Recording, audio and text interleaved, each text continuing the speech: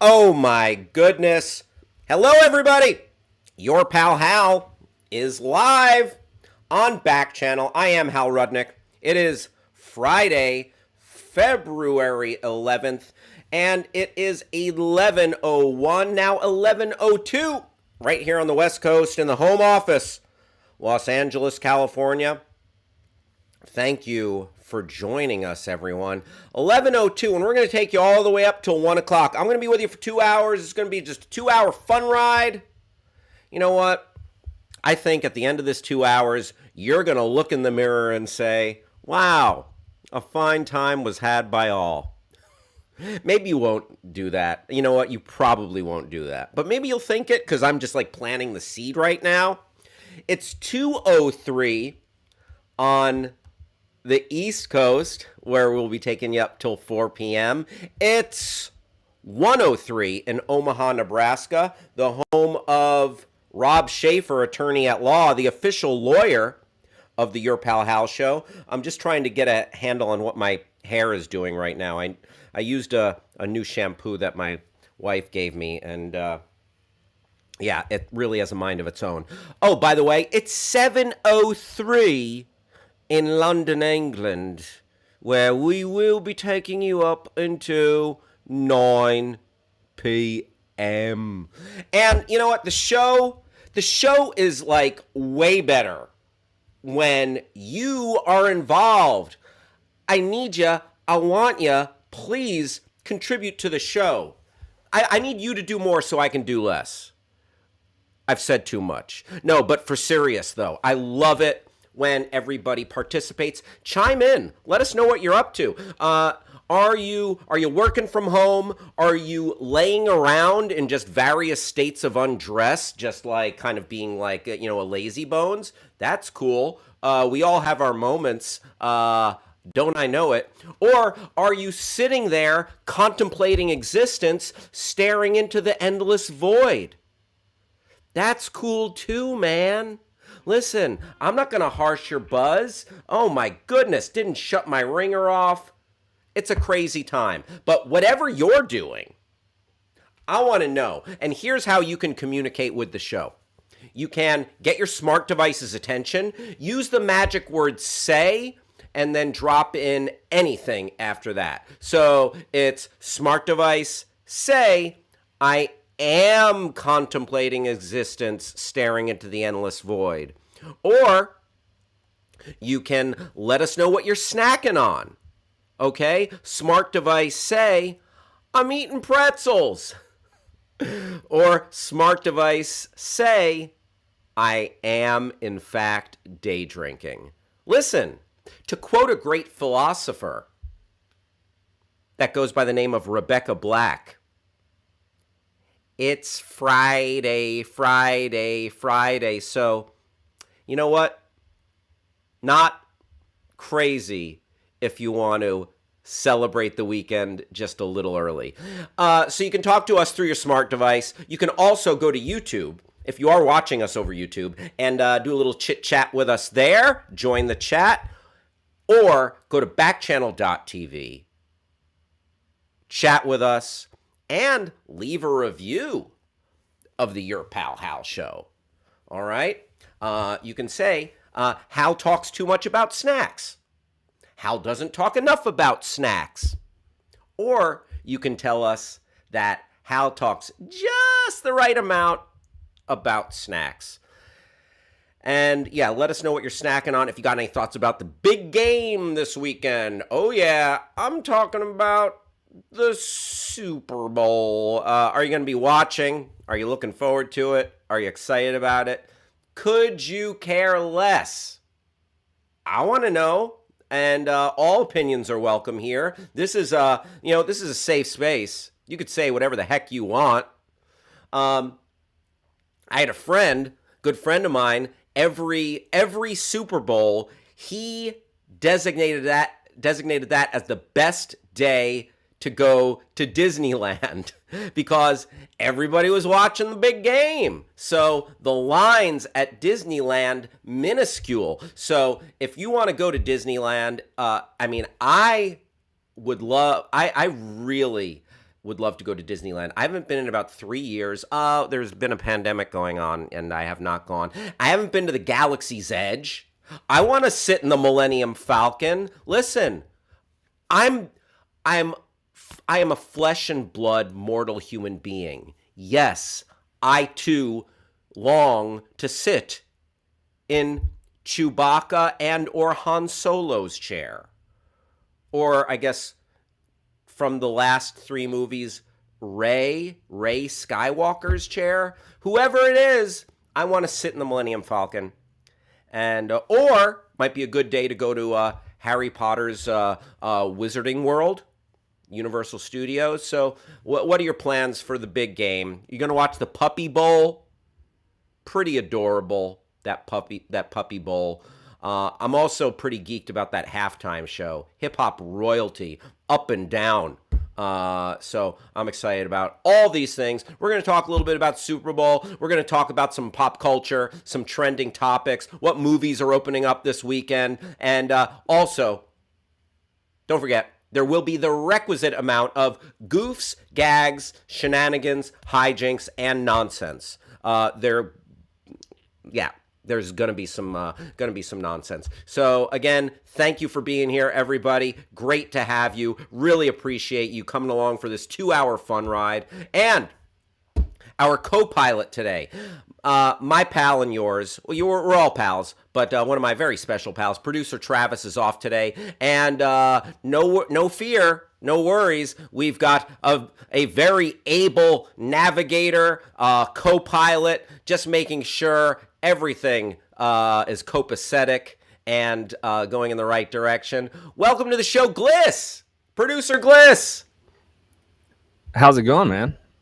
Howdy, sir. How are you? I'm good. Thanks for the introduction. That was nice. Oh, heck yes. Gliss, it's a pleasure to meet you. This is the... Yeah, you too. This is the first time we're meeting each other. Please, would you kindly tell me where you're coming from and where you grew up, and give us a fun fact or something about yourself? Yeah, so I live in Beaverton, Oregon, so just outside of Portland, kind of in the suburbs of Portland. I've lived here for about 20 years. And I spent time I spent time here as a kid, and my family's from the Bay Area, so I went to high school there. But I came back here as soon as I finished high school, and have been here ever since. Fun fact, I have 4 boys in my house, 2 teenagers, a 7-year-old, and a 4-year-old. Wow. You probably hear this all the time. You look too young to have 4 sons. Well, thank you. Thank you. Gliss, we did start young. Right on. You know what? Hey, who's keeping score? But very nice. Shout out to your 4 boys. And you know what? You have a very similar geographical identity to producer Travis. Have you guys talked about this? We have not. I've spoken to Travis a couple times, but no, I'm not aware of where he's coming from. He's got family up in Oregon, okay. he grew up around the Bay Area. Oh wow, there you go. Yeah, kind of crazy. So are you a Trailblazers fan, Warriors fan, or none of the above? Couldn't care less. So I'm a Trailblazers fan, but then I'm also a 49ers and a San Francisco Giants fan. Those ones kind of were in the roots, and then I lived here as a kid when it was the early 90s, and the Trailblazers had some good teams back then. So that's kind of how I got into basketball. Gotcha. Was Rasheed Wallace there back then? It was a little earlier than that. It was like the Clyde Drexler, Terry Porter teams of the early 90s, playing Michael Jordan. Everybody losing to Michael Jordan. Yeah, I mean that was what you did back then. Gliss, I appreciate you being here, and I would love for you to share your opinions and thoughts as we go along, and I'll probably be bugging you a bunch during the show. No worries. Thank you for holding it down and stepping in for Travis. Absolutely. We got a comment here from my pal Rob Schaefer. Rob Schaefer, attorney at law. he says, I always expect nonsense and shenanigans, but it is Friday. Will there be frivolity today as well? Frivolity Friday. You know what? You ask for it, you're gonna get it. Ow, ee, ooh, ooh, ooh. A little bit of frivolity for my pal Rob Schaefer. By the way, let me say this. If you find yourself legally with your back up against the wall and you are in the greater Omaha, Nebraska area, you can do no better than enlisting the services of Rob Schaefer, attorney at law. Now, Travis usually plays the Law and Order sound effect, but listen, whether there's a gavel coming down, a jail door slamming, whatever you want, whatever effect, it's always going to be Rob Schaefer, attorney at law, the official attorney of the Your Pal Hal Show. All rights reserved. Copyright 2022. Rob Schaefer, thanks for being here. All right, so please. We got a bunch of folks hanging out with us on the Backchannel dashboard here, as we call it. Amanda in Vermont, what is up? Deborah McIntosh in California, hello to you.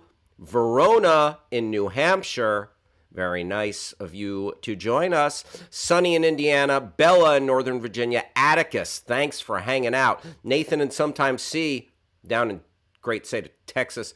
Jennifer Lopez, J-Lo in New York, thanks for stopping by. Cole in South Carolina, Naya in New York, Andrea in Florida. I appreciate everybody stopping by. Z joined the stream. Z, shout out to you. I appreciate you being here. All right, folks. Every day on this show, we take a look at what's going on in the world, and the place where we find that information is the website called Twitter. It's the Twitter website that we're going to check out. And let's dive into the Twitterverse. Let's wade into the Twitter sphere and check out some Twitter trends. All right. By the way, my mom, Deborah Rudnick, joining us. Hello, Mother. I love you. Tell us more about Oregon. What are some of the high points? Okay, let's get Gliss back in here real quick. Gliss. Yes, sir. I've always wanted, actually, to do a loop of visiting Seattle, Portland, and Vancouver. Is that a doable trip? Yeah, definitely. Seattle, actually, my parents live just a little north of Seattle. My youngest brother lives in Seattle. It's just about a 3-hour drive, and and then you can take the ferry over to Vancouver. So it's a easy trip. I haven't done it yet. Oh, wow. Yeah, and I don't know. I assume you could probably get your car on some of the ferries. I'm not sure, but. Gotcha. And and then what's the deal with all the legalized drugs in Portland or Oregon? Didn't they just say, you know what? Screw it. We're going to legalize everything. Well, so marijuana has been legal for quite a while now, as you know, as it is. As it is on a lot of the West Coast. But I think I don't know that it's actually legal yet. But there was some sort of bill put forward to legalize mushrooms and some other drugs. Yes, I'm not sure that it's gone through yet, though. Just to clarify for all our listeners, true or false? Are you on psychedelics right now? That would be false. Okay, gotcha. Thank you, Gliss. I admire your professionalism. Thank you. All right. Thank you, good sir. My mom there, Deborah Rudnick, there are a couple of fun facts about Oregon and the Pacific Northwest. All right. So what is trending in the Twitterverse? Well, Jason Bateman was trending. It was just like a Jason Bateman like kind of love fest, and people just showing like shouting out and showing love. And then I waded into what was going on with Jason Bateman, and apparently, yeah, people are comparing him to Ricky Schroeder, Rick Schroeder, who, you know what, I was a fan of when I was a kid, because I enjoyed, you know what, I'm dating myself, I'm aging myself here. I was a fan of the Silver Spoons program. And but then people were saying, "Oh, look at these two who are close to the same age." Jason Bateman is beloved in his career, you know, Ozark and Arrested Development, and much else, many other movies, Identity Thief with Melissa McCarthy, and so on and so forth. But and Ricky Schroeder has become a garbage person.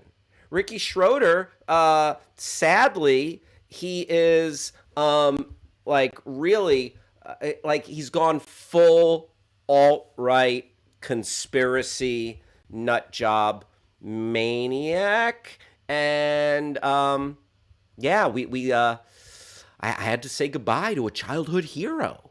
I had to you know what, I had to say, Ricky Schroeder, you're no longer, I no longer look up to you. And in fact, go to Hades. Oh, yeah, yeah. Sad but true. Jason Bateman. So, E Wanders on Twitter. Here are some tweets on this subject matter. E Wanders says, "Why does nearly every child actor grow up to be a drug addict or an entitled a-hole? In a world of Ricky Schroeders, be a Jason Bateman." There you go. And Patriot Takes says, "Former Silver Spoons child actor Ricky Schroeder hopes our truckers will shut down D.C., shut down Sacramento, shut down Albany, shut down these states at this capital to root out this evil." You know, I mean, that's fear mongering and conspiracy theorying. Listen, we're in a pandemic. No one likes it, okay? Some people have filled their pockets a little bit. Some drug companies are maybe doing a little bit better. Some delivery services, etc. But you know, on the whole, nobody likes it. Biden don't like it. Trump didn't like it. It's we're in this together, and to say like, you know, someone is intentionally doing wrong, let's shut down these capitals, it's just, it's making a bad problem worse. You are not helping Ricky Schroeder with that kind of messaging. Rob Schaefer saying, "Silver Spoons was awesome, and Aaron Gray as the dad's assistant made me feel certain ways as a youngster." Oh, yes, the delightful Aaron Gray, who is also, I believe, on the original Battlestar Galactica. I could be wrong. I could, but I think so. As opposed to the remake, the very cool Edward James Olmos Battlestar Galactica from the early 2000s, early mid 2000s. There was a Battlestar Galactica in the late 70s, and I believe Aaron Gray was on that as well. So Rob Schaefer, I feel you on that, good sir. I want to give a shout out to KT in Missouri. KT, welcome to the party. Stacy's one of our good friends. She's joining us from the big old state of Texas, and Stacy's hanging out with Aunt Tracy today. Shout out Aunt Tracy, Stacy. Always appreciate it when you're in the house. Jason Bateman, a little more Jason Bateman love. Jason Bateman, the 2022 Hasty Pudding Man of the Year, awarded the Pudding Pot, which is a coveted trophy from the prestigious Harvard University. Very special award. Hasty Pudding, I believe, is a comedic society or a newsletter. She was in Buck Rogers, says Rob Schaefer. Buck Rogers, not Battlestar Galactic, not Battlestar Galactica. See, I knew it was like something. I knew we were in space. I knew she was wearing like a silver. Uh, Listen, my child mind remembered pretty lady in silver jumpsuit in outer space. So, Rob, thank you. You know what? Rob Schaefer, not only is he attorney at law and official attorney of the Your Pal Hal streaming program, but Rob Schaefer, a Renaissance man filled with facts, filled with information, also an Iron Chef, a Master Chef, and an Executive Chef. At least one of those is very true. And in my mind, he will always be an Iron Chef. Uh, uh, okay. A little bit more about Jason Bateman. This is definitely an upcoming. Okay. Oh, the U.S. men's curling team. We are in the midst of the Olympics right now. There's a picture of the U.S. men's curling team and heavy dad vibes, like mustaches, baseball caps, polo shirts tucked into the pants. Yeah, big dad energy. I know Rob Schaefer's watching the a lot of Olympics right now. Big dad energy from the U.S. men's curling team. Gliss, Johnny on the spot with the picture. Thank you, good sir. Appreciate you. Matt Seska says, definitely an upcoming comedy film starring Jason Bateman, Patton Oswalt, Jim Gaffigan, and Ed Helms. Hell yes. I like. I can't unsee Jason Bateman, Jim Gaffigan, Patton Oswalt, and Ed Helms as this dad crew of curlers. Grass Puddle singing the praises of Rob Schaefer, bestowing those info bombs upon us. Very nice. Welcome to the party, Grass Puddle. Always good. Always good to have you in the house. And just a quick scroll, seeing if there's anything else. Bateman. Yeah. Rick Schroeder had Jason Bateman fired from Silver Spoons because he was getting too much attention. I don't know if that's true. This is coming from Robbie Rabowski 5951 on Twitter. Ricky Schroeder had Jason Bateman fired from Silver Spoons because Jason was getting too much attention. Now one of them has a thriving career in Hollywood, and the other one is making moronic, self-recorded speeches in his backyard next to a charcoal grill. Congrats, Jason. Yeah, I mean, Ricky Schroeder, he's gone full militia, and yeah, it's a little bit scary. Rob Schaefer says that's a group of dads who wanted to spend time away from their families, and they wound up in the Olympics. As I like to say, this is a group of dads who left to have a beer and go do some stuff on the ice, and then they effed around and wound up in the Olympics. Wow. Big dad energy. I like it. I like it a lot. Very nice. Let's see what else is trending here in the Twitterverse. So speaking of the Olympics and the big dad energy, Russian skater Kamila Valieva, I may or may not be way off on that pronunciation. Kamila Valieva tested positive for a banned substance, and she is a 15-year-old skating phenom, and I guess the substance that she tested positive for was an angina drug, a heart drug. So I guess one thing a drug like that will do is open up your it opens up the blood flow, and it allows you to recover faster and while you're training, while you're in competition.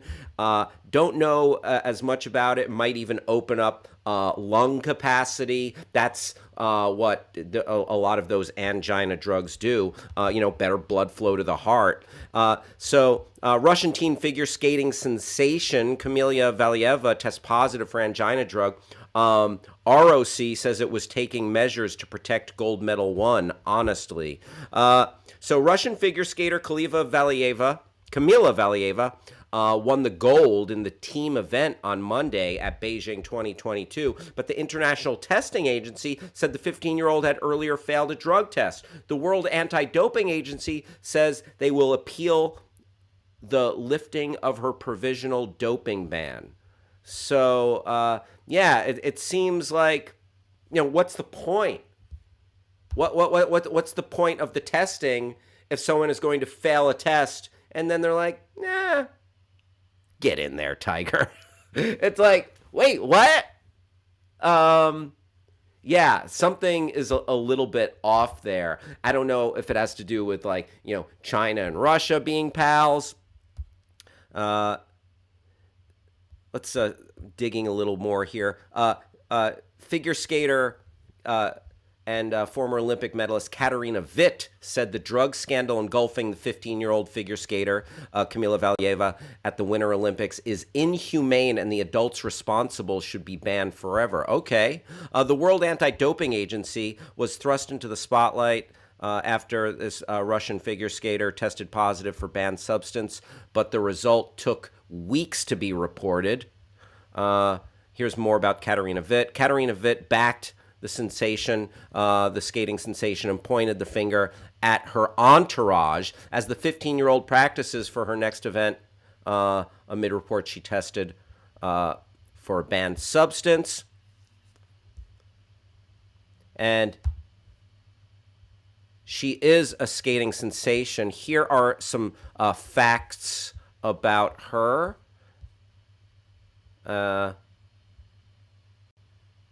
So the 15-year-old's future at the Beijing Olympics will be decided before her next event on Tuesday. She was born in Kazan of Tartar heritage.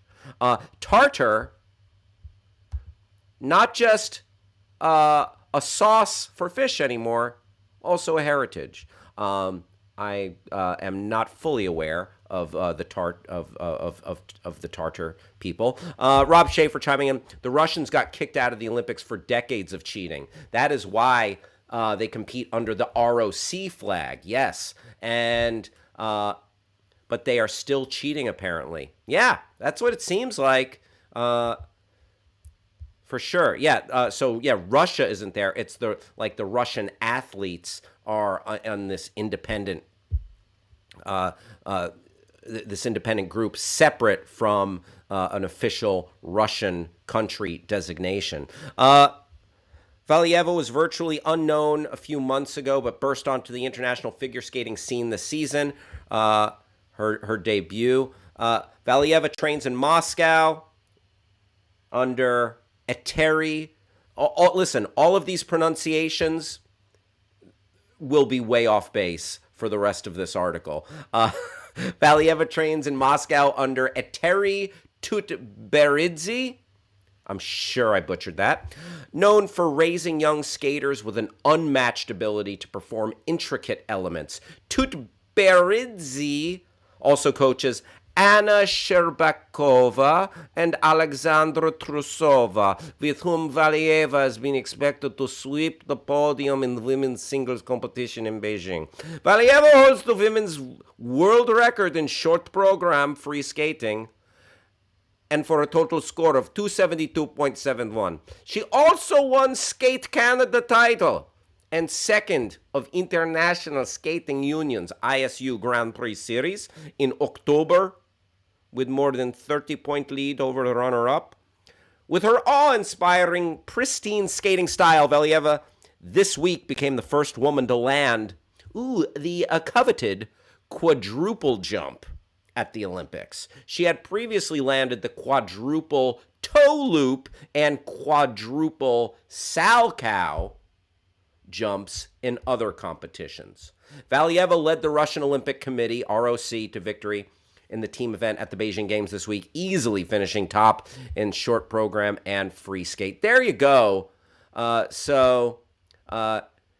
Yeah, ROC or Russia. It is ROC, Grass Puddle. ROC in the house this Olympics. By the way, I want to give a shout out to William from South Carolina who just joined the stream. William, thank you for being here. Carlo, what up? Thank you for joining us. Andrea in the house coming to us from Florida. Thank you for being here. Thank you for being here, Andrea. Everybody, it is 11:32 in the a.m. right here in the home office of the Your Pal Hal show on Backchannel. We're in Los Angeles, California, and it is 2:32 on the East Coast, taking you up till 4 p.m. It is 1:32 in Omaha, Nebraska, the home of Rob Schaefer, attorney at law. And we'll be taking you up till 3 p.m. in Omaha, Nebraska, 7:33 in London, England, where we will be taking you up till 9 p.m. Hey, Gliss, can I bug you? Of course. Gliss, have you and your family been watching any Olympics? Yes, it's mostly like just kind of on, like, I haven't gotten super invested in any particular sport, but typically I have it on the TV. Right on. Very nice. I feel like my Olympic viewing is less than it's ever been. And Really? let me ask you a follow-up question. Are you watching on NBC or any NBC related channels, or are you watching on Peacock? I am watching on Peacock, mostly just Gotcha. because it makes it easier for me because I can just click on whatever is live at the time. Very nice. Very nice. You know what? Maybe I'll get.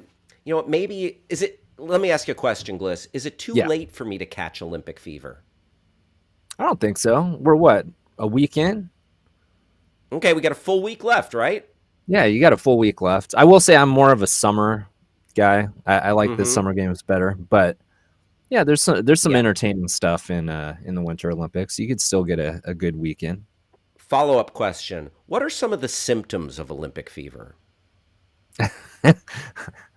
That's a good question. I guess Uh, and are they're different from COVID symptoms, right? I believe so.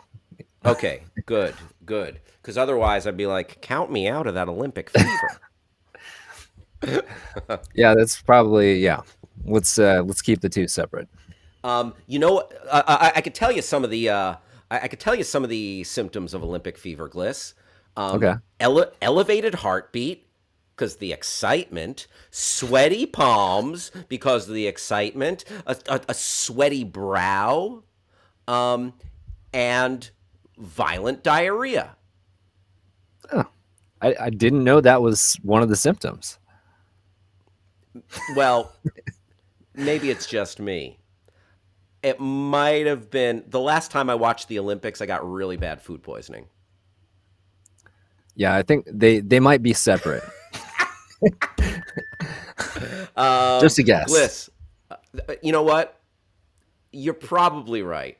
Gliss, thank you for the correct diagnosis. I have been working with misinformation this whole time. Yeah, it's good. I don't think. Yeah, I wouldn't be worried about that if you decide to check out the Olympics for the next week. One more question for you, Gliss. Yeah. If I catch Olympic fever and I want to get rid of it, can ivermectin help get rid of Olympic fever? Oh man, I'm gonna go ahead and say no. Let's Yeah. just You push know that to what? the side. Just for anything, No, let's just leave it. for anything. We are Just no. producer Gliss and the Your Pal Hal show completely disavow any use of ivermectin for any purpose whatsoever, unless you live on a farm and deal with horses and stables. Gliss, thank you Of for your good course. counsel, my friend. Yep. All right, so that is like interesting, and like Rob Schaefer mentioned, our friend Rob Schaefer.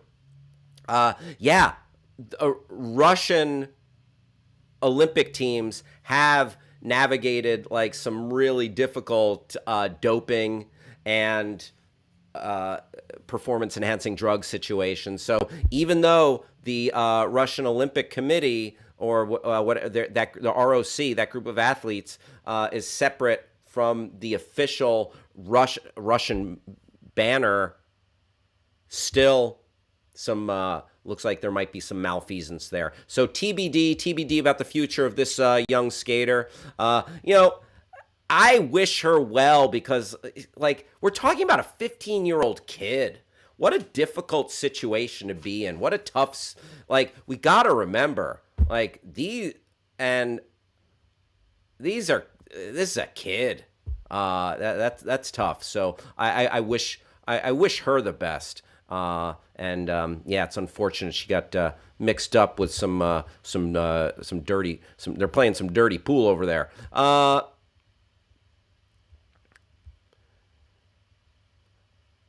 Stacy says she's a magnet for parasitic infections. Oh my goodness, Stacy, please be careful. But Stacy correctly diagnosing me, saying you might have a sweaty body because of the competition. Yeah, like but whether you're watching and you get all excited about the level of competition, rooting for your country. That's not what she meant. Good, Stacy. Glad to hear it. But I hope everyone out there is free from parasitic infections. Rob Schaefer said one symptom of Olympic fever are spontaneously yelling, "Curl, curl!" and knowing the proper technique of ski jumping and the proper head position for the luge. Yes. And you know what? I enjoy watching the luge. Also, I enjoy drinking alcohol off of an ice luge, maybe at a wedding or some kind of fancy event where they brought in an ice sculptor. More trending topics. All right. So continuing on the Olympic train, here's something depressing. Several countries that hosted the Olympics, the Winter Olympics, apparently will be unable to host the Olympics by the Winter Olympics by the year 2080 because of climate change. Let me find this right here. Olympics 2080. The world may have 4 climate reliable locations for Olympics by 2050. Whoa. Sochi 2014 Olympics. What else? What else here? In view of the world, the Olympics. Okay, here we go. AccuWeather. This is from AccuWeather on Twitter. That sounds very official. So, and they have a blue check mark. So, according to a new study, most places that host the Winter Games won't be able to support snow if changes aren't made. Similarly, the world could have just one city left that will be capable of hosting by the year 2080. What in the what now? I'm clicking on this. This is distressing. 2080. So that's what? That's 68 years from now. Will I? You know what? I may be in my hundreds. So, and I plan on living well into my hundreds. So, are you telling me old Hal ain't going to be able to watch the Winter Olympics in 2080? According to a new study, most places that host Winter Games won't be able to support snow if changes aren't made.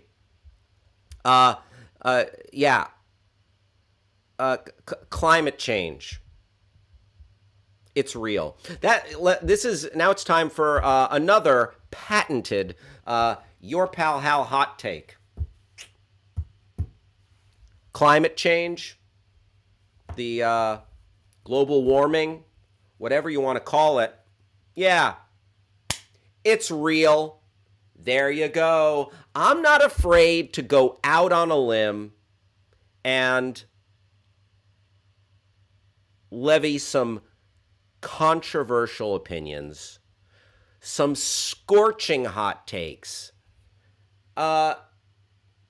Careful, you might get burned by that hot take. That was an official Your Pal Hal hot take. Global warming is real.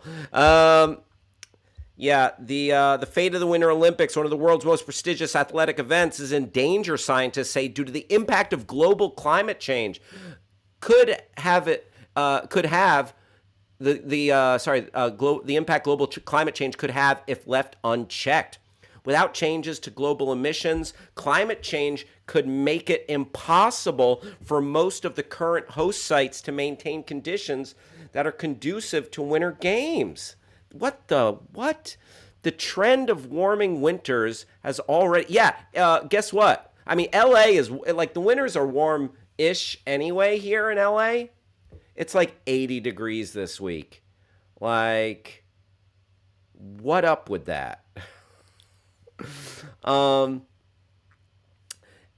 it impossible to host. The trend of warming winters has already been making it harder to keep snow on the ground at many of the 21 cities that previously hosted winter games. Over the past century, nearly 24 cities around the globe have hosted the winter games. This includes North American destinations such as Vancouver, where I would like to take a trip, along with Portland and Seattle, and Salt Lake City.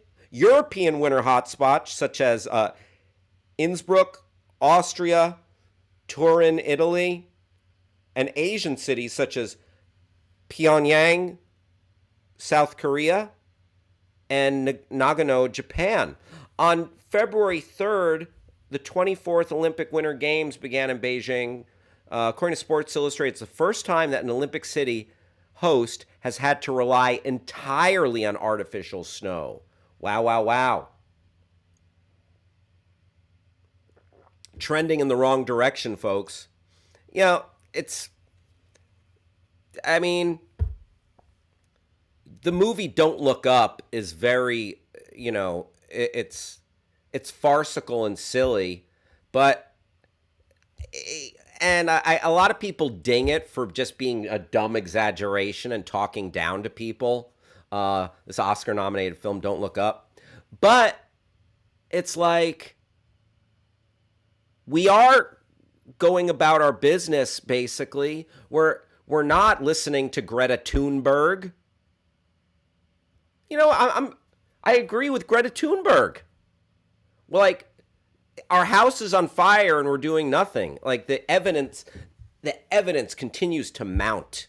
But then you got, big oil, big coal, whatever. You got Senator Joe Manchin, and we're headed to oblivion. That is the Your Pal Hal downer of the day.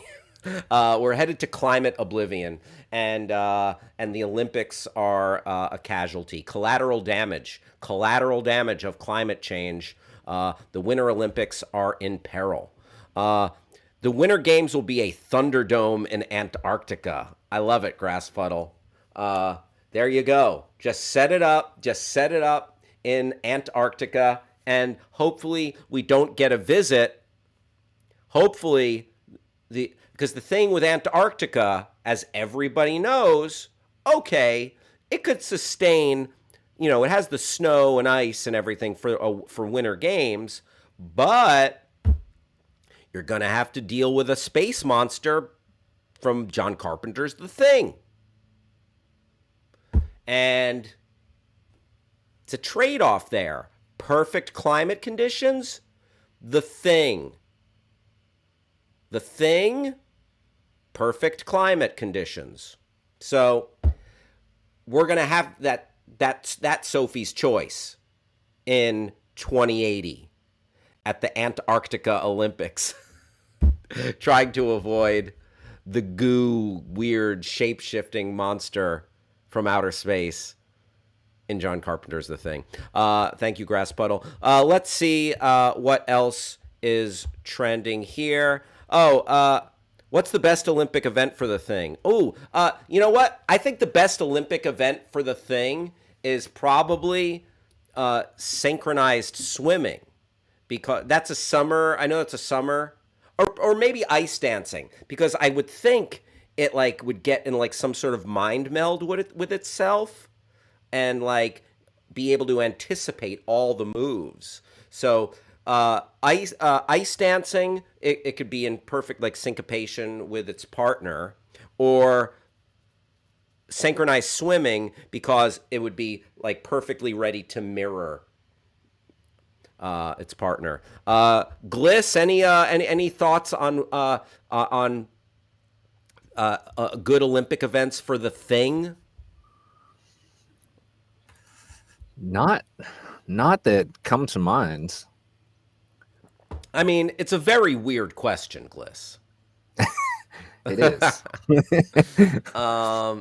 Maybe. Oh, also, like as a shapeshifter, it could probably really like aerodynamically manipulate its body, like flying in air. So maybe like ski jumping, make itself more aerodynamic. But I think ice dancing, just like the mirroring of like itself, like because if it became two creatures, but yeah, I think the Thing would be like setting Michael Phelps type records. I could keep my my Peacock subscription to watch that. I would extend it to watch that. Heck yeah, 2080. It's gonna be a hot ticket. Gliss, thank you for putting up with my nonsense. I appreciate you, good sir. No worries. Um, good. So we were talking about weather conditions, and here's another story that'll bring the room down. Talking about the Russian invasion of Ukraine, which is, kind of, we're on the precipice of war, and I was just reading about the potential weather conditions and the land conditions in Ukraine, and the mud. They're saying mud in the Ukraine, and especially like the southern border of Ukraine, could be a potential real trouble spot for Russian tanks. Good. Temperatures by Russian-Ukrainian border remain high. The type of soil in these areas make them prone to Rasputitsa, or as it was called by the Germans in 1941, General Mud. General Mud. Hey there, soldier, I'm General Mud. No, it's called General Mud.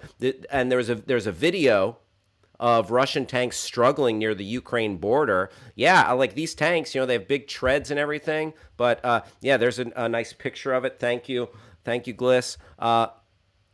So yeah, but we've got a real this situation is a real bugaboo, and it's like, yeah, just one more indicator of the waking nightmare that is happening in the world right now.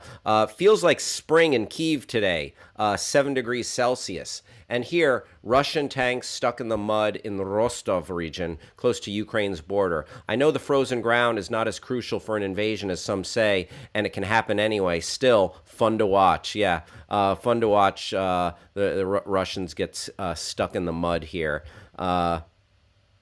Doping at the Olympics, invading sovereign nations, Russia making shoddy decisions one after another. That's Russia.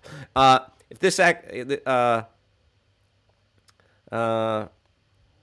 Mud won't stop the Russian offensive, just to remind y'all, says Elint News. Speaking of mud puddles, MOD Russia looks a little like Vladimir waited so long that Ukraine's ground is softening for the tank invasion. Thanks, China, for the delay of the Olympics. Mud launches strong counterattack against Russian armored formation. There you go. Ostensible footage of an excavator trying to help Russian tanks stuck in the mud. Yeah, they brought in like a tractor with like a giant a giant shovel on it to try to dig out these tanks. So yeah, a sad situation, and hopefully we're able to avoid this nonsense. Rob Schaefer says this whole Ukraine issue is so bizarre. We have President Biden and the news here saying we're close to war, and the Ukraine prime minister is telling everyone it isn't that bad. What is going on? Yeah, and not only that, we're pulling out diplomats from the Ukraine, so it's just a nightmare situation. I just you know what? I'll just put it in that catch-all. The Ukraine nightmare situation. Grass puddle should either be some sort of like an engineer or maybe work for the Pentagon. Great suggestion from Grass Puddle. Bring in the tanks with legs, like that, like at walkers. That's it. Giant. Hey Gliss, can I bug you to pull up a picture of a giant at walker from Star Wars? Yeah, I can. Yeah, I'll find that. Thank you, dude. Yeah, at walk, like that's what we need. Tanks with legs. Hello, at walker. You know at walkers. We first became familiar with them in The Empire Strikes Back. At walkers. Sebastian joined us and just immediately started talking crap. Welcome to the party. What's 4 plus 4? It's 8, Sebastian. What am I doing? What am I up to? I'm talking on the live stream, Sebastian. What are you up to? It's great to have you here. Even you know what? Even if you want to talk smack, I'm still very happy to have you. So, thank you, Gliss. Appreciate you. There's a giant at walker, and like that would be perfect for the coming invasion. The at walker just marching in, those big old legs. Rob Schaefer saying yesterday the White House said they weren't going to get American citizens out of there. If there is a war and that happens, it will be disgraceful. It's terrible. It happened in Afghanistan. I think here's a. I'll probably get in trouble, or you'll probably disagree with me, but the amount of casualties in Afghanistan could have been a lot worse. It could have been a lot worse. It's a horrible situation, but the U.S. pulling out as quick as it did, I think, limited the number of casualties that otherwise we could have had fighting throughout the cities and American troops engaging with the Taliban. And would that have been better? It's kind of a damned if you do, damned if you don't situation. So yeah, I'm not, listen, war sucks. The whole situation is awful. We're embroiled in a lot of nonsense. And but yeah, I think the situation could have been a lot worse. I think Biden is getting a lot more crap for that than he should be. Back to Sebastian was just kidding. Very cool. Thank you, Sebastian. You're welcome here anytime. Shout out to Chris. joining us from South Carolina. Uh, okay, in lighter news, Kanye is mad at Billie Eilish. Uh, that was a pretty good transition. In lighter news, let's take a look at this. Kanye. So Billie Eilish criticized Travis Scott, and uh, Travis Scott was performing at his giant Astro World concert when tragedy struck. We had at least 10 people killed because of just overcrowded, and the crowd was like rushing the stage. It was just too packed in there. People were trampled, unable to breathe. Now, Kanye West is saying, and I guess Billie Eilish criticized Travis Scott, Cactus Jack. Kanye threatens to pull out of Coachella unless Billie Eilish apologized for something she didn't do, says Rolling Stone. All right, take a quick peek at this. Kanye said he won't perform at Coachella unless Billie Eilish apologizes to his friend Travis Scott. Yeah, Travis Scott. Listen, they got that Kardashian connection. Uh, uh, uh, and it's he wants her to apologize for something she didn't do. On Thursday, the 44-year-old rapper shared a screenshot of a blog post about Eilish 20 offering an inhaler to a distressed fan at her Atlanta concert. The blog post claimed she dissed Scott, but apparently it's not true.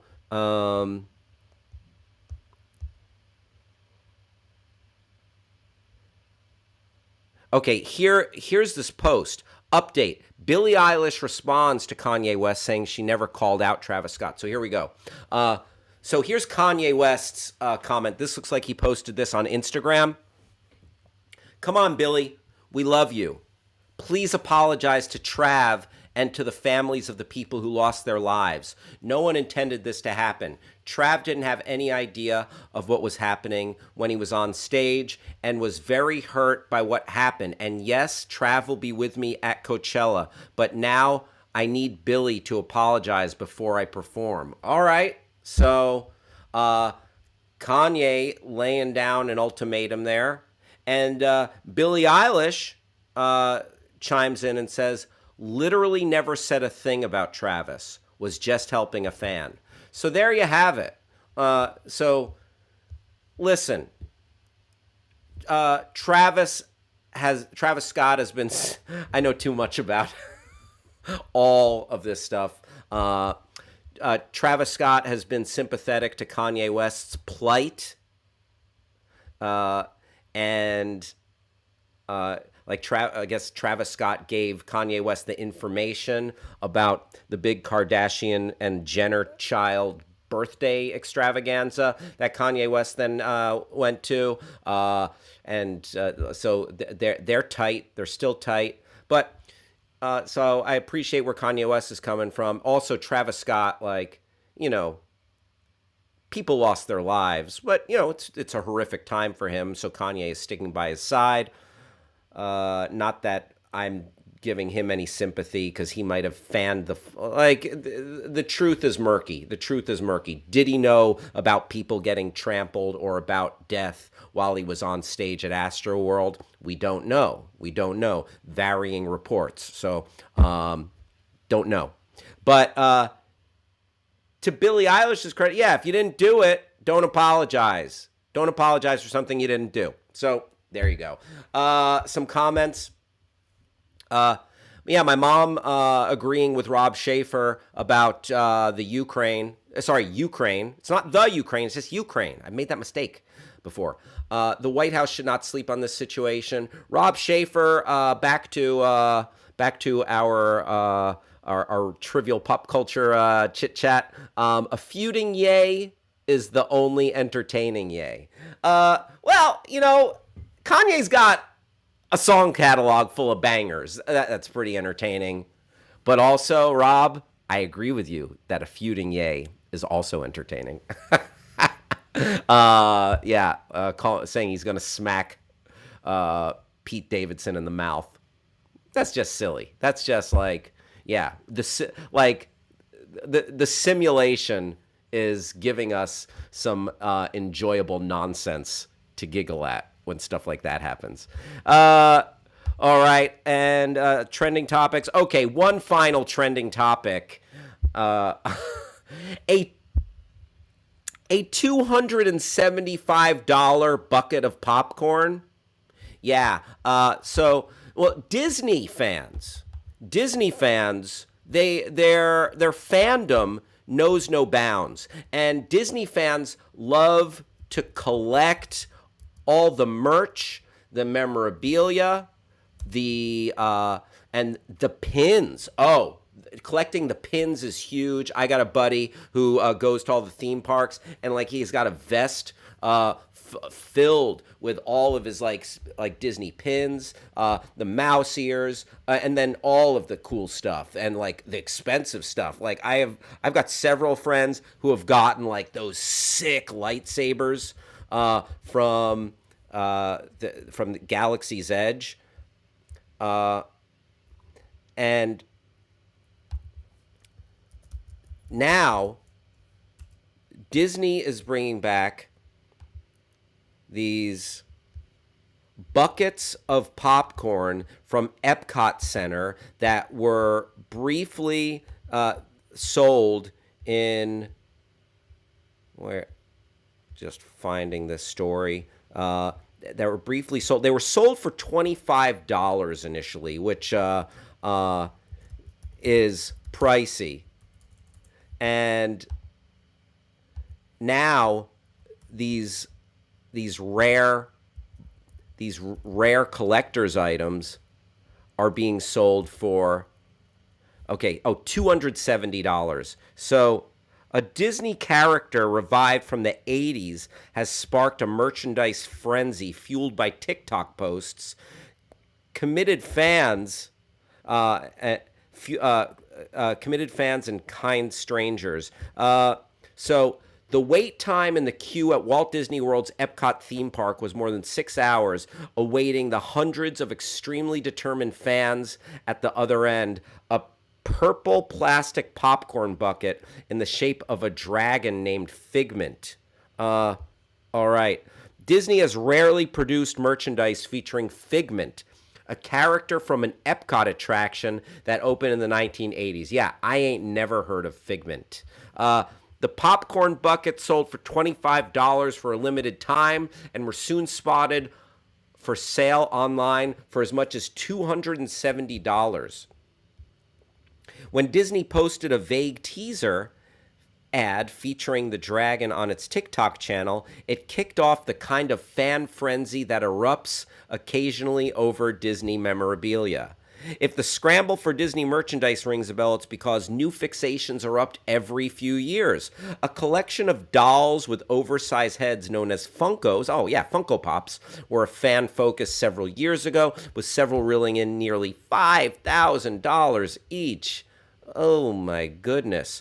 And Gian joined the stream, by the way. Gian, great to have you here. Chris, thank you for being here in South Carolina. Gian up in Oregon with our friend producer Gliss. So, yeah, this, the fandom knows no bounds. Like, there are... Disney has a rabid, obsessive fandom. You know what? Grass Puddle brings up a big story, and that I'll also touch on here. Good luck getting your Figment popcorn bucket. Also, Grass Puddle brings up Bendergate. Yeah, this is an interesting, unfortunate story. So, the TV show Futurama from Matt Groening, the creator of The Simpsons, is coming back to Hulu. And they're bringing back the main voice talent from the original Futurama, except for one of the main characters, Bender, the robot Bender. voiced by John DiMaggio, talented, longtime voice actor. And they're saying he wanted too much. He wanted too much money. So basically, they just want to bring back, they want a. So this is true. It's been substantiated. They put out. They're not getting rid of the character. Hulu put out a casting notice asking for sound-alikes for Bender. So they want all the Bender, but they don't want the original, and they just want to get it at a bargain. And here's a thought that it's not my original thought, but I agree with this thought. Getting a sound-alike for Bender is essentially stealing John DiMaggio, the guy who created the voice. It's basically stealing his intellectual property, because Bender has become a delightful fan favorite, the drunk, weird robot from Futurama. And what a slap in the face to everybody, not just John DiMaggio, but like all animators, voiceover actors, creative people that like, yeah, we're going to exactly replicate what you did. And screw you, is basically what Hulu is saying. So Grass Puddle, you are like, I don't see how this ends well for the new Futurama and Hulu. Bring back John DiMaggio. It's like a real slap in the face, a real kick in the gonads, if you will. And if you are a voiceover actor, yes, getting Futurama, being one of the main characters on Futurama, that would be a plum gig. Well, that would be one hell of a job. But for crying out loud, that's like, how would you sleep at night? Very comfortably on a bed of $100 bills? I don't know, maybe. Or would your conscience get the best of you? So, Grass Puddle, I know what you're talking about. It's a crappy situation for sure. I think Hulu needs to pony up and bring back the original guy, because that is a real slap in the face. Those were trending topics. And going forward, it is another Twitter-centric segment. Every show, we do a little bit of a deep dive. We do an exploration into either a trending topic, a hashtag, or a Twitter account. And question, are you ready for some football? Yeah. I'm watching the Super Bowl this weekend. What food is synonymous with the Super Bowl? Guacamole, yeah, but I'm not talking about that. Nacho chips, yes. Potato chips, okay. 7-layer dip, sure, but please, I'm talking about wings. All right? And in honor of the Super Bowl, we're going to do a little bit of a Twitter deep dive into the Twitter account that belongs to Buffalo Wild Wings. That's right, baby. B-dubs in the house. Throw up your dubs. Wild Wings. Rob Schaefer, you on frivolity? How about this? Throw up your dubs for Wild Wings. Very silly. Oh, Rob Schaefer with a John DiMaggio, with a very funny John DiMaggio comment here. Where have you gone, John DiMaggio? The nation turns its lonely eyes to you. Ooh. Paraphrasing Simon and Garfunkel there. Thank you, Rob Schaefer. They call them alitas down here. Oh, Grass Puddle, who is coming to us from Peru. They call them alitas. Thank you very much, Grass Puddle. So we are, let's dig into the Twitter account of Buffalo Wild Wings. Gliss, if you wouldn't mind enlarging that just a tad for my old weary eyes, if possible.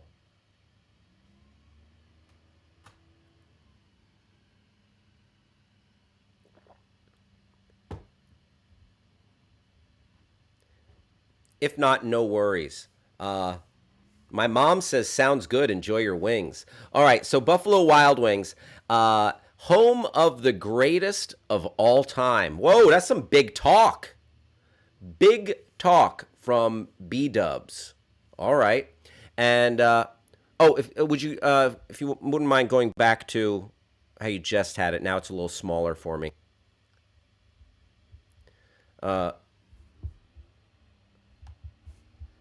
No worries. B Dubs. All right.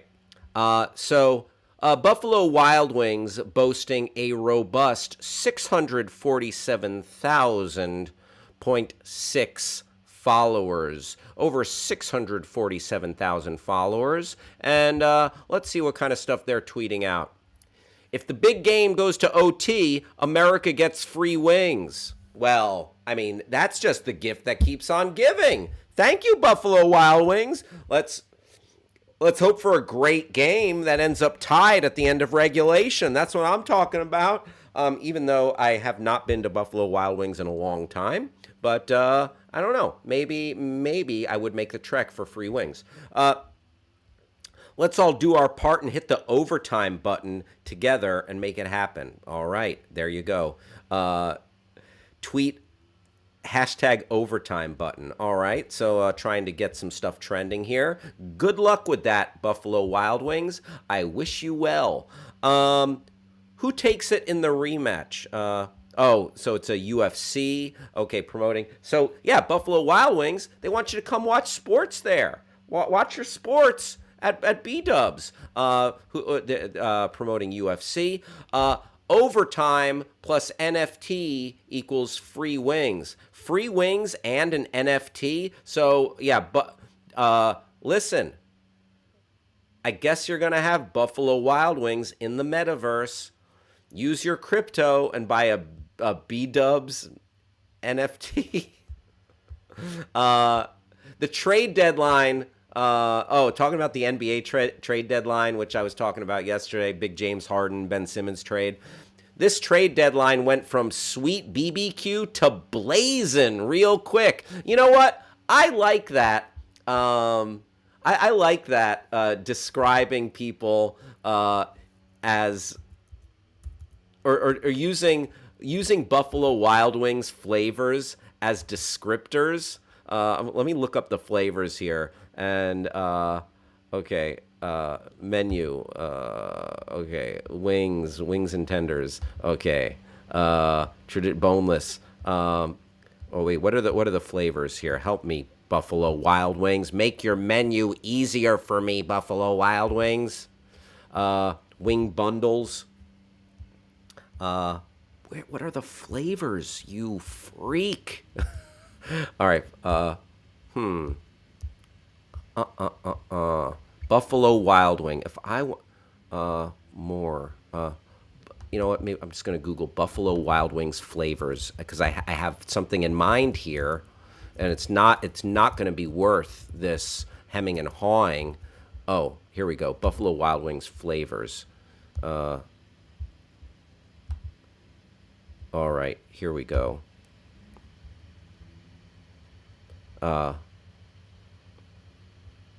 All right. You know what? I think of myself as sort of a jammin' jalapeno, but my wife is a no. You know what? My wife is a jammin' jalapeno. I'm a Caribbean jerk. Okay, I think that's all we need of my bit regarding Buffalo Wild Wings flavors. How do you get 0.6 of a following? RIP. Well, I'm not sure. Chris, I'm not exactly sure what you're asking here, but I'm darn glad to have you. Oh, point 0.6 of a following, yes, for Buffalo Wild Wings. I think it was 600,000, 647,600 something. So that's what they're talking about there. All right, continuing, uh, seeing a couple more things from Buffalo Wild Wings. The NBA trade deadline went from sweet BBQ to blazing. What do you think, BB Wings? Are we hitting the overtime button? There you go. Oh, more overtime button uh, in ball game there, or college basketball game. UCLA versus ASU. Uh, yeah, lots of. Oh yeah, I guess this is a thing. They love overtime at Buffalo Wild Wings. Uh, the game early is like own Buffalo Wild Wings. Okay, okay, yeah. Stay for the end of the game. Been hitting the pretzel knots real hard. Buffalo Wild Wings. Retweet if you wings overtime. I wonder if any players ever threw the through their game. Like it's like, you know what? I'm gonna miss this shot so we can go to overtime so people can get free wings. Rob Schaefer chiming in. Buffalo Wild Wings was originally called Buffalo Wings and Weck. Weck is referring to an upstate New York sandwich of roast beef soaked in au jus and served on a pretzel bun. They are delicious. You know what, Rob Schaefer, I am a huge proponent of the pretzel bun. Everything, hot dogs, hamburgers, chicken sandwich, you name it. Turkey Sammy, everything is better on a pretzel bun. Hell yeah, Rob Schaefer. Uh, Grass Puddle, never heard of Weck. I'll have to track it down. Yeah, right. Um, Very nice, very nice. You know what? I think we've seen everything we need to see from Buffalo Wild Wings. Oh, one more thing. What's the maximum number of wings you could eat in one sitting? That's a good question. Hey, Gliss, would you mind coming in for a moment? Yeah. Gliss, let me ask you this. Okay, are you going to be watching the Super Bowl? Yes, I'm actually going to be traveling, but I'm going to be getting to the East Coast like right around kickoff. So I plan to watch it at a hotel. Very nice, very nice. What is? Are you a wing eater? I am. Yeah, right back at you. What's the max number of wings you could crush in one sitting? Are they boneless or are they like just traditional wings? Uh, Up to you. Up to you. You Okay. could go boneless because I gotta. I eat both. I absolutely eat both. Same. And because I got a couple of different places I order from here in Los Angeles, and one place is boneless, and I love those. But one place does killer wings. The Ye Rustic Inn. Shout out Ye Rustic Inn in Los Feliz. Used to be my old spot. But now I go to a place over on Melrose called Love Baked Wings, a little closer to where my wife and I live now. All right. You can pick whatever you want. What the maximum number you could crush without like taking a break or so like you're just going after it, like at a restaurant or something. I think I could probably get to the 20 to 25 range. Damn, substantial. Very nice. I'd Yeah, have to go with the bone in though, because I feel like I don't know. I feel like I could probably eat less of the boneless. I'm not sure why. Maybe that's just a mental block, but No, I agree with you because the boneless, that's all like meat. That's like just meat, a little, yeah. just a big nugget of meat right there. So that makes total sense to me. Um, you know what? If I was like just very hungry, I think I could 15, maybe, maybe. So yeah, you got me beat. And let me ask you one more follow up question, and this goes to everybody listening. How many wings would you crush, or could you crush max? And then, what is your flavor? What is your flavor, and if you dipping sauce? So, do you have a preferred flavor and or dipping sauce? I just like the regular, either like the mild or the medium with blue cheese. Just like old Classic. school. Yeah, old school. Yeah, Just it's perfect for me. nice. I'm similar. I love like a medium or hot. I'm a medium or hot straight up buffalo. I like a little Frank's Red Hot as well. We got some of that in the Hmm. fridge. I'll use that. But also, I kept hearing about lemon pepper. Lemon pepper has really had a moment in the past couple of years. So I tried the lemon pepper. I'll mess around with some lemon pepper now. I enjoy. It's just like a nice kind of dry rub taste, and it's like if I could ideally like if I could get five of each or six of each, like that is then I'm in business. Grass puddle. Take a look at this. Gliss. This is some impressive stuff. Grass puddle. Shout out to the Berg. In my 20s, I once ate Jerome Bettis's jersey number of wings, 36. Very impressive.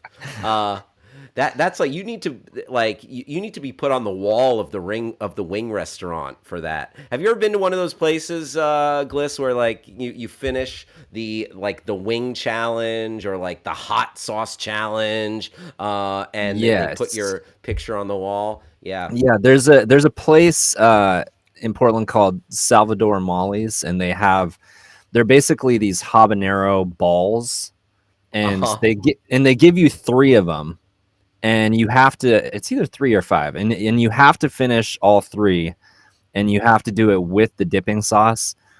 I did not do the challenge. Two of my friends said they were going to kill it, and I was like, no, this is stupid. I'm going to try one. I took two bites and I was crying for like 45 minutes. I had to drive home with my head out the window and my mouth open. Oh And wow. yeah, neither one of them could finish it. But Oh if you damn. That's yeah, that's a spicy meatball. Oh wow, Rob Schaefer, not to be outdone here. When I was in my 20s, I once ate 50 bone-in wings. I had heartburn and stomach issues for a week. Wow. Rob Schaefer, worth it. Worth it. Legend. Legend status. Eating all that skin can't be good for us. Oh yeah, but oh man, see, my wife likes to take the skin off the chicken. Like if we Mm. get a roast chicken from the supermarket, and then she throws it away sometimes. And when she does that, I'm like, I love the skin. Where's my skin? I can't help it. I love the chicken skin. All right. You know what, Gliss? We're gonna flip the segments right now. We were gonna talk about the movie releases and then the Super Bowl, but since we've been talking about the food and the Super Bowl, let's shift gears and go into some Super Bowl fun facts. That's right. It's the big game this weekend. I'm going to be watching. And like I said, very excited. Listen, we're here in LA. I'm pulling for the Rams. I want to see Matt Stafford do it. And also, you got to like that Joe Burrow. Joe Burrow, as the kids say, he got swag for days. Like Joe Burrow, like Joe Burr, because he's ice cold, and smoking that cigar. Like he is balling out. So I'm very impressed with him. But you know, I'm pulling for the Rams. Also, I'm excited for that halftime show. Snoop Dogg, Dr. Dre, sorry, Mary J. Blige, Kendrick Lamar, Eminem, like hip hop royalty. I'm very excited for the whole thing, and I'm going to eat myself sick, like Rob Schaefer did many moons ago. Give it to the dogs. Give the skin to the dog. Rob Schaefer says I don't recommend doing any of that. Whoa! But by the way, before we move on our chat here, Chris from South Carolina, my record is 100 atomic super hot with ranch. Chris, beast mode. I salute you. That's ridiculous. That's ridiculous. I mean, color me impressed. Color me impressed. All right, so we are going to hit some Super Bowl fun facts. Are you ready for some football? Doggone it. Well, these are some fun facts. And this comes to us. This comes to us from Crescent City Sports. Crescent City Sports.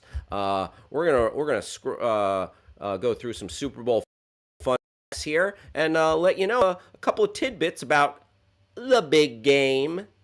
This year's contest is the 8th Super Bowl played in Los Angeles. Okay, I think it's the first home game for a Los Angeles team.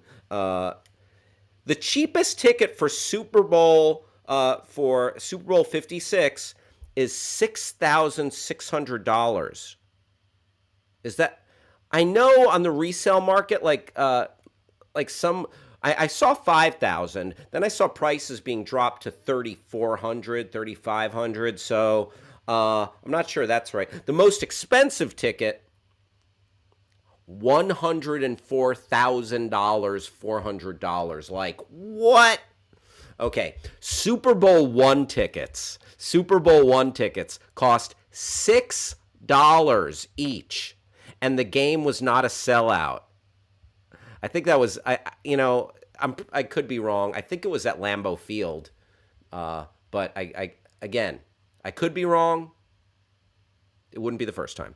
Super Bowls 2 and 3 saw the ticket prices double to $12. Super Bowl 4, the first in New Orleans, was a $15 ticket when the Vikings and the Chiefs played in one of the coldest Super Bowls ever, 39 degrees. The next game that landed in the Big Easy, Super Bowl 9 in 1975, featured tickets at $20. Still, wow, cheap. Excuse me. When the Vikings and Dolphins squared off in 1974, it marked the final NFL game where the goalposts were located in the front of the end zone on the goal line. Yeah, I bet people got hurt banging into that thing. The posts have since moved back to the back of the end zone ever since. Yeah, good move. Don't have some people are trying to rush into the end zone, and it's like you bonk your dome on the frickin' goalpost. With the coin toss, everybody, tails have been called 29 times for the pregame coin toss out of 55 Super Bowls so far. 29 times. And as we went over the prop bets, we went over some of these weird bets that they're going to have in the Super Bowl the other day. And one of them, you can bet on the coin flip. You can bet on the coin flip. We helped out all of our gambling enthusiast, your Pal Hal listeners. Shout out to Gene in Michigan joining the stream. I appreciate you being here. 12:30 p.m. on the West Coast. We're taking you up till 1 o'clock. It's 3:30 p.m. on the East Coast, taking you up till 4 o'clock. 2:30 p.m. in Omaha, Nebraska, the home of Rob Schaefer, attorney at law, taking you up till 3 o'clock. And it is 8:30 p.m. in London, England, where we will be going until 9 p.m. All right, continuing with some of the fun facts. Milo, welcome to the party. Milo in Oregon. Milo, thanks for being here. Shout out to Otis. That's a Milo and Otis reference. The only place you're going to hear that is on your Pal Hal show, for better or for worse. The Lombardi Trophy, the big silver trophy do you remember Tom Brady throwing it across the bay to Rob Gronkowski they were on boats last year? That was real dumb and fun. The Lombardi Trophy weighs 7 pounds, and it costs $50,000. $50,000. If you wanted to buy a Lombardi trophy, I guess. Peyton Manning and Tom Brady, the only QBs to have won Super Bowls on two different franchises. Okay, I believe it. Again, these are Super Bowl fun facts for the big game coming up this weekend. This year's starters, Joe Burrow and Matt Stafford, both number one overall draft picks. There you go. Paying dividends, reaping the rewards. I'm pulling for Matt Stafford. I'm glad to see him. He got out of Detroit, which was, Detroit's a good city and long-suffering sports franchise, the Detroit Lions. That's for damn sure. And, glad to see Matt Stafford getting his, being able to make it to the big game. This year's game will be the first time to match up a pair of number 4 playoff seeds. Okay, yeah. So both of these teams went into their conference playoffs at number 4, and boom, made it through. They are clashing together there. Neither team features a top-ranked defense. Rams 17th ranked defense. Bengals 18th in total yards. But the Rams, they have some really next level elements. Their pass rush with Aaron Donald and Von Miller is pretty stellar. The Rams won a Super Bowl while located in St. Louis, but also won a pair of NFL titles before the Super Bowl era in Cleveland in 1945 and Los Angeles in 1951. The Rams originally moved from Cleveland to LA in 1946. The 48 Rams became the first NFL franchise to add an insignia on each side of the helmet when the familiar pair of Rams horns were first featured. By the way, the new Rams helmet, I really don't like it. It looks like two bananas. It looks like the horns are all like wicky wacky looking on the new helmet. Not a fan of the new Rams helmet. I like the uniforms. Uniforms have grown on me. Like it's like the bright yellow. It's cool looking. But that helmet, it looks like two bananas. Great to see Debbie Butterfield in the house. Travis's mom. Travis is not here today. And Debbie Butterfield says, "Hi guys, good choice to sit in for Travis today." Love Travis's mom. Very, very thankful. Very thankful to have Gliss here holding it down. Gliss doing double duty today. You can see Gliss coming up in the next show at 1 o'clock. The wonderful and talented, thoughtful, and learned Mario Smith. Always a good show. The Drive with Mario Smith coming up at 1 o'clock. The Drive with Mario Smith coming up at 1 o'clock. Please stick around for that. All right. So a couple more Super Bowl fun facts here. The New England Patriots boast the most Super Bowl appearances, 11. Yeah, you think? I mean, that Tom Brady era team, Tom Brady just retired, and just like a reminder of how good Brady was. People were like, he had a 22-year career, and I read this, that if you divided his career in half and made it two 11-year careers, both of those careers, either half of his career would be good enough to make the NFL Hall of Fame. Multiple Super Bowl wins, stellar numbers. So dude is good at throwing and growing old gracefully. The Steelers have been to 8 Super Bowls right behind the Patriots 11. The Pats and the Broncos have each lost 5 Super Bowls. The Bengals are, I hate to bring it up, but Buffalo Bills, long-suffering franchise. They've lost at least 4 Super Bowls. I remember them well, playing against the New York Giants, and just one time after another, going to the Super Bowl in the 90s. Sorry, Bills fans. The Bengals are one of 12 NFL teams seeking their first Super Bowl title. So the Bengals, they are traveling to Los Angeles this weekend, trying to win that first, trying to get that monkey off their back, trying to win that first Super Bowl. And the teams that have not won the Lombardi Trophy, have not won a Super Bowl yet, are the Bengals, Browns, Texans, Titans, Bills, Jaguars, Chargers, Vikings, Lions, Falcons, Cardinals, and Panthers. There you go. Oh, the Falcons had it.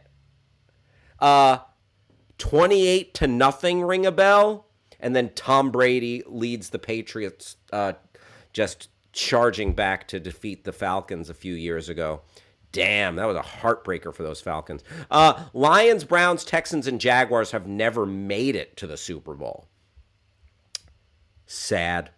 Super Bowl 56, the Bengals will serve as the home team and wear black jerseys, white pants, and orange socks.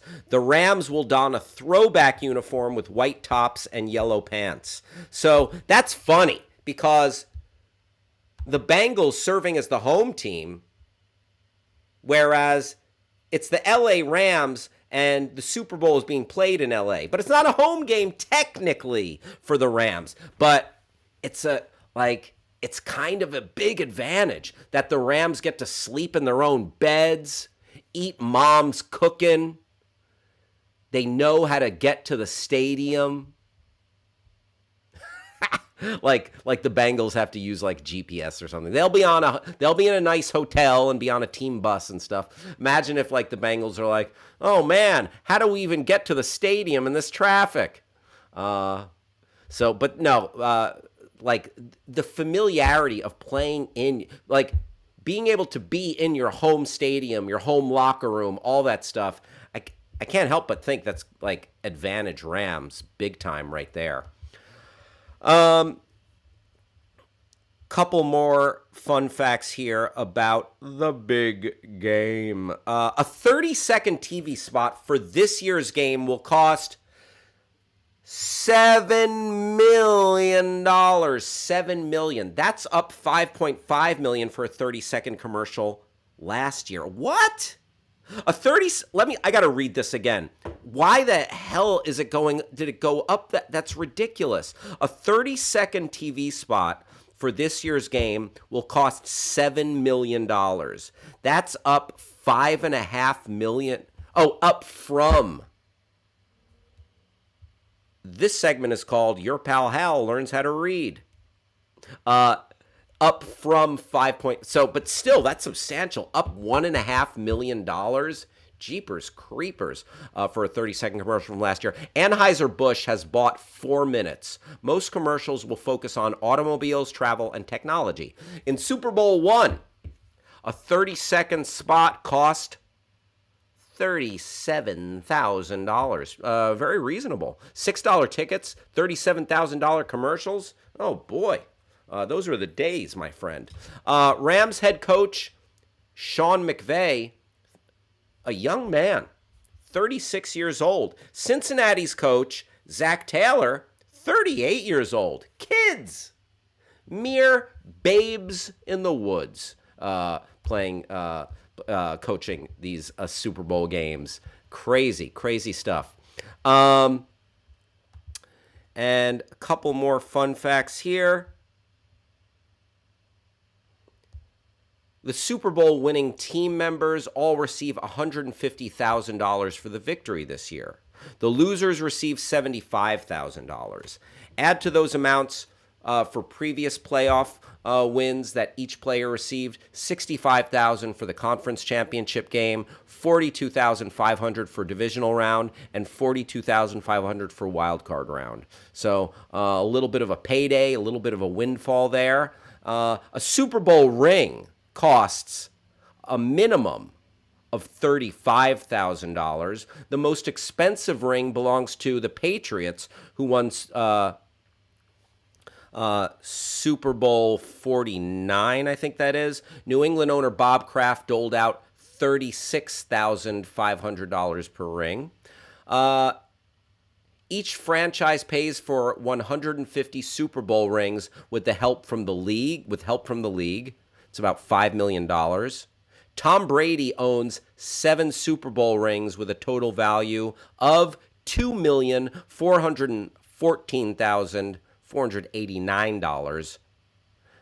There you go. Those are some Super Bowl fun facts brought to you by Crescent City Sports. Thank you, Crescent City Sports, for that. So the Super Bowl, it's Sunday. I'll be watching. You going to be watching? Do you have any picks? Who do you think's going to take it? Let us know. Shout out to Terry who joined the stream. Terry, thank you for being here. Savannah, thank you for joining the party as well. Now, if you are not going to be watching the Super Bowl, maybe you'll go to Disneyland like we were talking about before. Maybe you'll go to Universal Studios and enjoy the wizarding world of Harry Potter. Or maybe you'll go to the movies. And there are some new movies opening up this weekend. Let's take a look at some of the new releases and see what the critics are saying about new releases. So we got a big, one of the first big releases this year, Death on the Nile. Death on the Nile. This comes to us from Kenneth Branagh. He plays Agatha Christie's super sleuth, Hercule Poirot, and this is a follow-up to a film from a few years ago, Murder on the Orient Express. Murder on the Orient Express, a star-studded affair. It's got kind of an nice old school appeal to it, but I felt like it lacked the urgency. I didn't love Murder on the Orient Express. Death on the Nile, I'm probably going to wait till it comes to streaming, but the early reviews are not bad. It's at 64% on the tomato meter, 77% audience score on Rotten Tomatoes. And here are, and it's got a star-studded cast. Once again, we got Kenneth Branagh as the one and only Hercule Poirot. We got Gal Gadot, Wonder Woman herself here. The wonderful Annette Bening is here. Letitia Wright, who you know from Black Panther. Russell Brand showing up in this movie. And then here's a guy that they haven't really been pushing in the ads. Armie Hammer. Yeah, Armie Hammer, who allegedly likes to drink blood. Some awful allegations against Armie Hammer the past couple of years. So he's in this movie, and he's been buried when it comes to all the promotional stuff for this movie. So here are a couple of reviews for Death on the Nile. This one is not very favorable. The cast is game. The setting is luxury. The direction is a little fussy, but the whole thing feels slightly routine. Okay, a little bit by the numbers. And especially, when you have a film like Knives Out. Knives Out came along and kind of set the bar a little higher for the whodunit. And there's a great whodunit currently on Apple TV Plus that you can check out if you're at home. I talked about it, I think, last week. It's called After Party, or maybe earlier this week. After Party is a really fun comedy series whodunit if you want to scratch that whodunit itch. Here's a more positive review from Peter Travers, ABC News. Even a lackluster script and dodgy computer effects can't screw up the retro bliss doled out by director and star Kenneth Branagh as he sets sail for Egypt with an all-star cast that keeps you guessing in this whodunit. All right, so that's pretty positive. I like the sound of that because it's nice when a film can render like a nice old school kind of feel, and it's like, oh yeah, like familiar like a comfy blanket.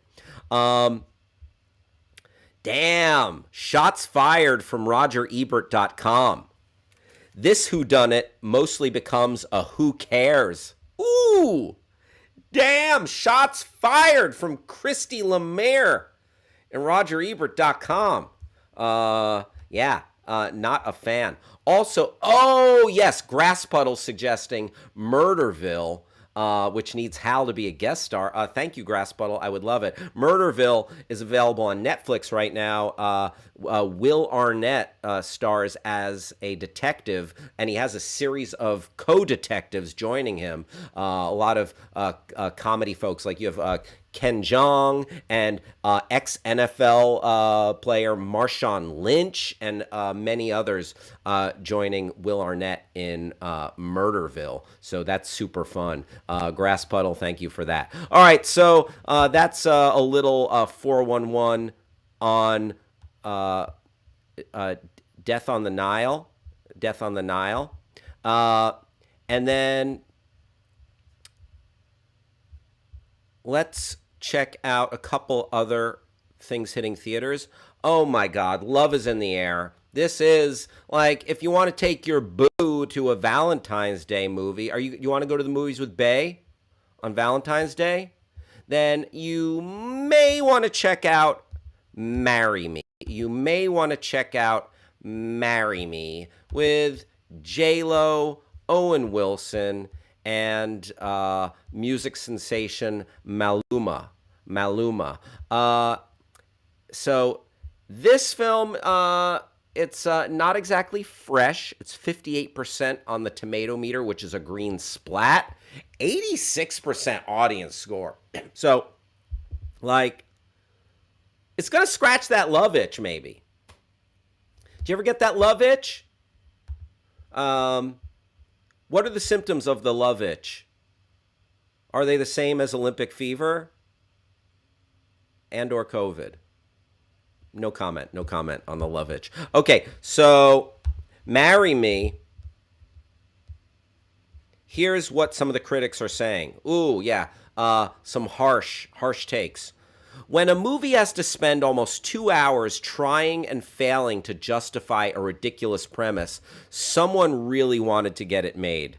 Those watching on Peacock will be wondering who and why and how. All right, yeah. What? So basically, they're saying, why was this even made? Not a stellar review there. Peter Travers again from ABC News, formerly of Rolling Stone. It's shameless fluff wrapped in a blanket of bland. You won't believe a word of this rom-com knockoff, but J-Lo and Owen Wilson work real hard to convince you that love is the answer. Yeah, so it's like J-Lo plays it's a real stretch. She plays a music superstar. And Owen Wilson is like the normal guy who somehow gets winds up in a relationship with her. There's a little bit of Notting Hill in this, just from the previews I saw. And then additionally, here's a positive review. Lopez is the heart of the film, which rests on her warm and pure star power. Oh my God, her star power. It's warm and pure. And then here's one more negative review. Although Lopez no doubt intimately understands her character's struggles with fame, the film falls victim to the genre's worst cliches, leaving a fresher, funnier take on the material just out of reach.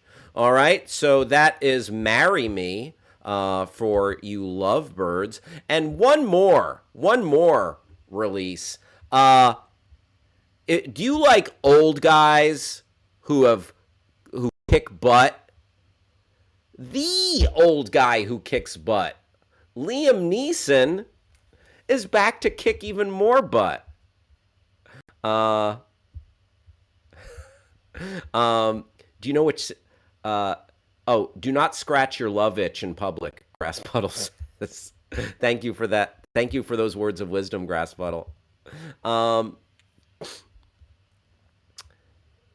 All right, so this Liam Neeson film, Blacklight, an abysmal 3% on the tomato meter, 56% audience score, but wow. This film, like critically, DOA, no bueno.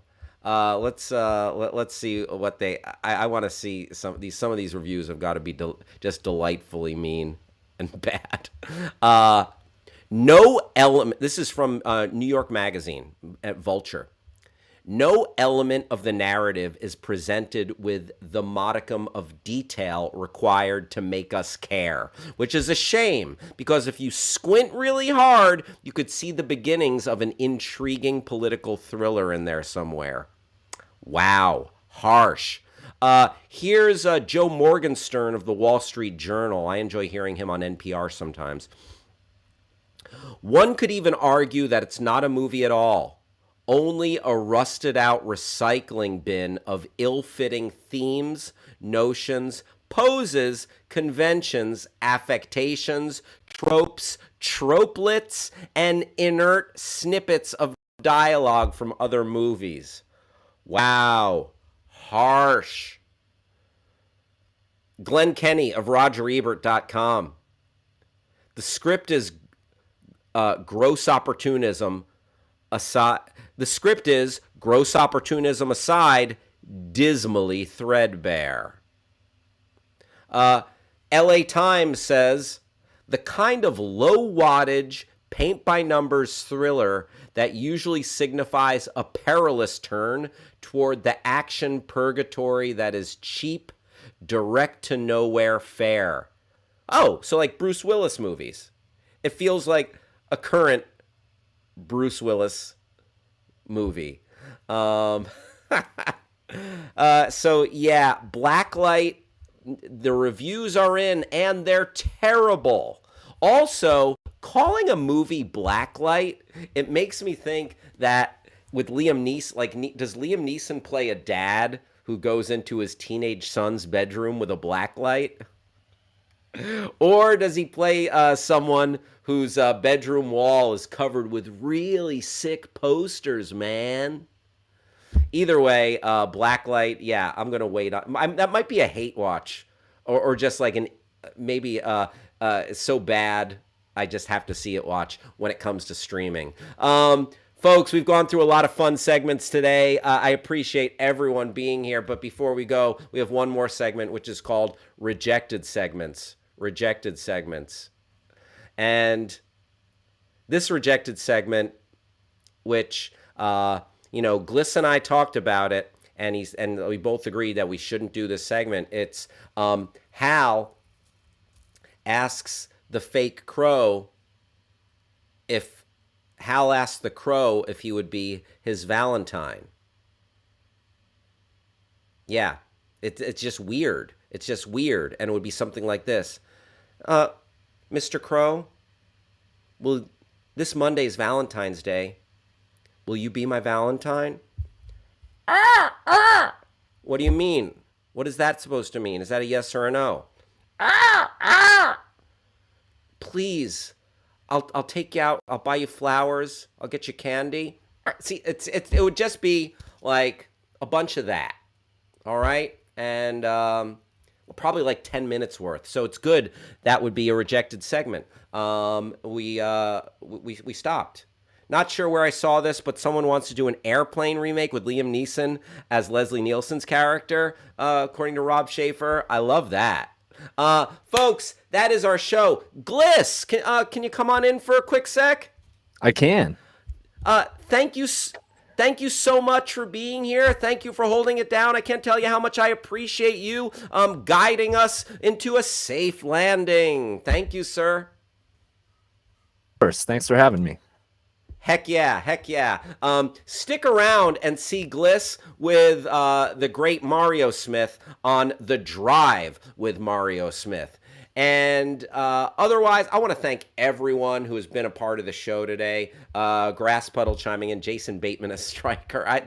You guys are casting a great Airplane remake. I want to thank everybody who hung out with us today. I want to thank all the folks at Backchannel. And thanks again, Gliss. Travis, I hope you're having safe travels out there. And again, stick around for Mario Smith. I'll see you Monday, 11 a.m. on the West Coast, 2 p.m. on the East Coast. Bye-bye, everybody.